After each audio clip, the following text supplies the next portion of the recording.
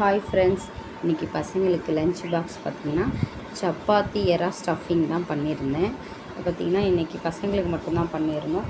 அவங்களுக்கு சப்பாத்தியும் எறாவும் ரொம்ப பிடிக்கும். சரி, அதனால் ஸ்டஃப் பண்ணி கொடுத்துடலான்னு சொல்லிட்டு அதுவே பண்ணிவிட்டு அதுக்கு சைடிஷாக பார்த்திங்கன்னா மயோனைஸ் கொடுத்து விட்டேன். சப்பாத்திக்குள்ளே அந்த ஸ்டஃப் பண்ணி வச்சது நல்லா சப்பாத்தியுமே நல்லா குக் ஆச்சு.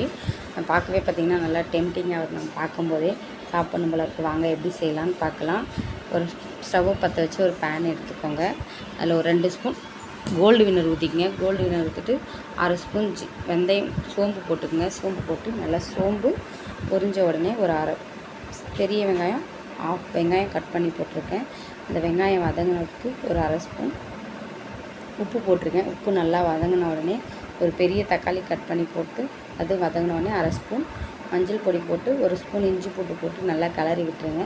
இஞ்சி பூண்டு போட்டு நல்லா கிளறின உடனே நீங்கள் ஒரு 1/2 ஸ்பூன் கரம் மசாலா போட்டு கிளறிடுங்க. கிளறிட்டு நான் ஒரு 2 ஸ்பூன் வீட்டு மிளகாத்தூள் போட்டிருக்கேன். அதையும் கிளறிட்டு நான் எறாவை நல்லா க்ளீன் பண்ணி மிக்ஸி பவுலில் போட்டு அரைச்சி எடுத்துகிட்டு வந்துட்டேன். அதையும் நான் போட்டு நல்லா மிக்ஸ் பண்ணி ஒரு 10 நிமிஷம் கழிச்சு இறக்குனீங்கன்னா எறா கீமா ரெடி. இப்போ நம்ம சப்பாத்திக்குள்ளே எப்படி ஸ்டஃப் பண்ணலான்னு பார்க்கலாம். நான் சப்பாத்தியை திரட்டி எடுத்துகிட்டு அது கூட கொஞ்சமாக பட்டர் மிக்ஸ் பண்ணியிருக்கேன். பட்டர் மிக்ஸ் பண்ணி நல்லா ஹீட் ஆன உடனே அதை நீங்கள் சிம்மில் தான் வேக வைக்கணும். அதுக்கப்புறம் நம்ம இந்த கீமாவை எடுத்து எறாவோட கீமா தனியாக எடுத்து வச்சுருக்கீங்களா, அதை வச்சு நீங்கள் ஸ்டஃப் பண்ணிவிடுங்க. சப்பாத்தியை வச்சுட்டு அதுக்கு மேலே ஒரு சப்பாத்தியை வச்சு நல்லா ஃபோல்ட் பண்ணி அழுத்தி விட்டிங்கன்னா அது வந்து வெளியில் ஓரமெல்லாம் எங்கேயும் வராமல் இருக்கும். நீங்கள் 5 இல்லை 10 நிமிஷம் மீடியம் ஃப்ளேம்லேயே வச்சு வேக வைங்க. அப்போ தான் ஓரமெல்லாம் சப்பாத்தி நல்லா வேகும். நல்லா வெந்து வரும்போது எடுத்திங்கன்னா நல்லாயிருக்கும். நான் இன்றைக்கி ஆயில் போடல, பட்டர் மட்டும் தான் போட்டு கொடுத்துருக்கேன். ஏன்னா பசங்களுக்கு கொடுக்குறதுனால நான் பட்டர் போட்டு நல்லா மெல்ட் பண்ணி எடுத்துட்டேன்.